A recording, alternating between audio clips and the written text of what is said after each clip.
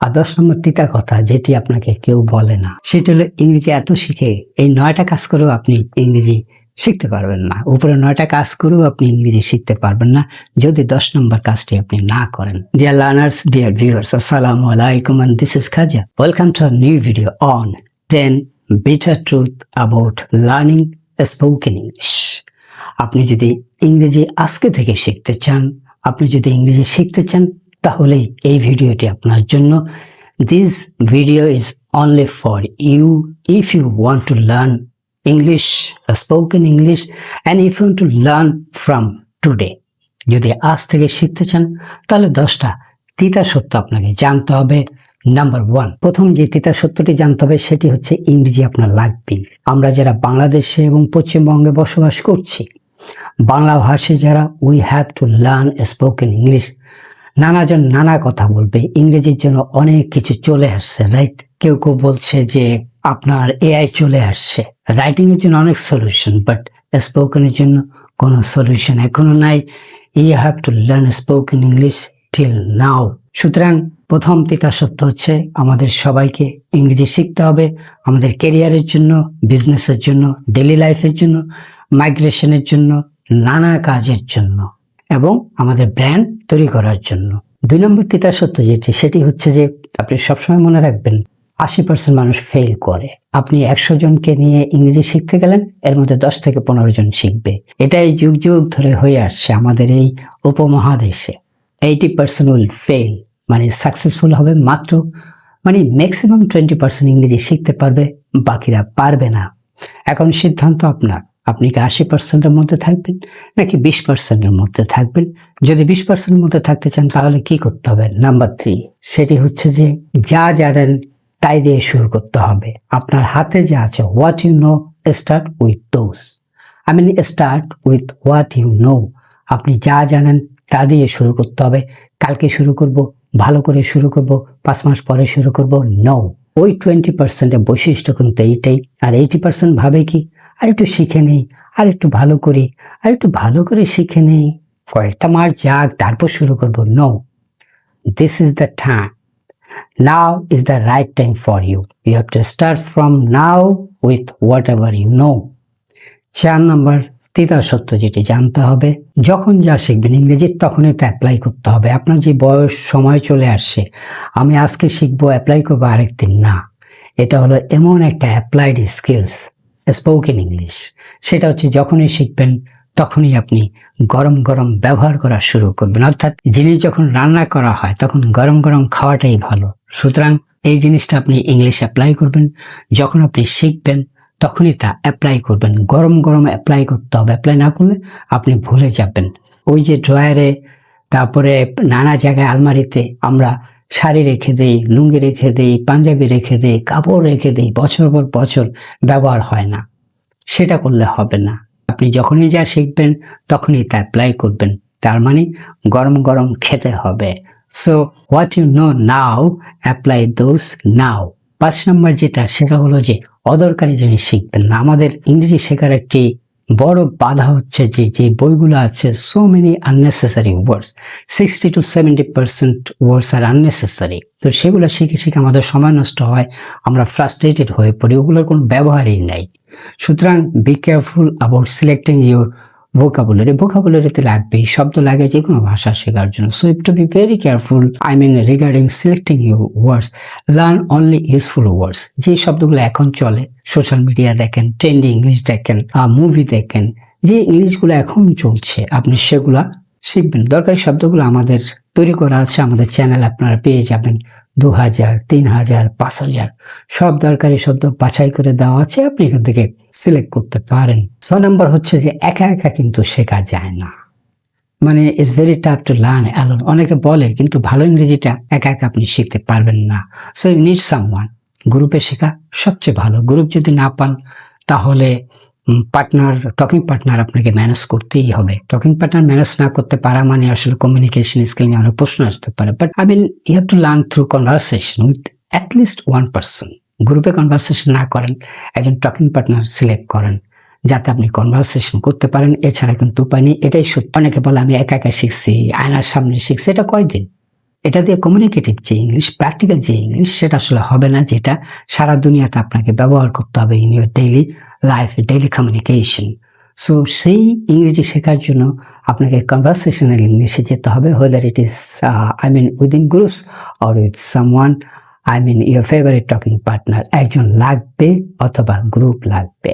7 number, ইংরেজিতে একটা বড় বাধা হলো যে ভুল নিয়ে ভাবা, পাছে লোকে কিছু বলে। আপনাকে আমি বলে দিচ্ছি, গ্যারান্টি দিচ্ছি 100%, আমাদের দেশে বা ইভেন ইন্ডিয়াতে যারা ইংরেজি বলছে তাদের ওভার 90%, যারা ইংরেজি বলছে, আমি পারাদের কথা বলতেছি, যারা ইংরেজি পারে তাদের ওভার 90% ভুল করছে। সারা পৃথিবীতে এই ভুল নিয়ে কেউ ভাবে না। আপনি কমিউনিকেট করতে পারলেন কিনা এটাই আসল। সো ভুল ত্রুটি নিয়ে কিছু ভাববেন না, শুধু বলে যাবেন। আপনি ভাববেন না যে ইংরেজি বলে সে কারেক্ট ইংরেজি বলতেছে। এইটা একটা মিথ, এটা একটা মারাত্মক ভুল ধারণা যে who is speaking English, he or she is speaking correctly. It's not true all time. In maximum case, it's false. So, you can also speak incorrect English, no problem. বলে যান। নাম্বার 8, সেটা হচ্ছে যে বেশি শিখবেন না। অনেকে অনেক বেশি শিখে, অল্প অল্প করে শিখেন, প্রতিদিন শিখেন, এবং যেটাকে বলে কনসিস্টেন্সি, রেগুলার শিখে যেতে হবে, রেগুলার প্র্যাকটিস করে যেতে হবে, যেটা যে কোনো সাকসেসের ক্ষেত্রে, not only for English learning, for learning anything আপনার কনসিস্টেন্সি দরকার। অল্প অল্প করেন কিন্তু প্রতিদিন করবেন। সেই খরগোশের আর কচ্ছপের গল্পটাও এখানে মনে রাখতে পারেন।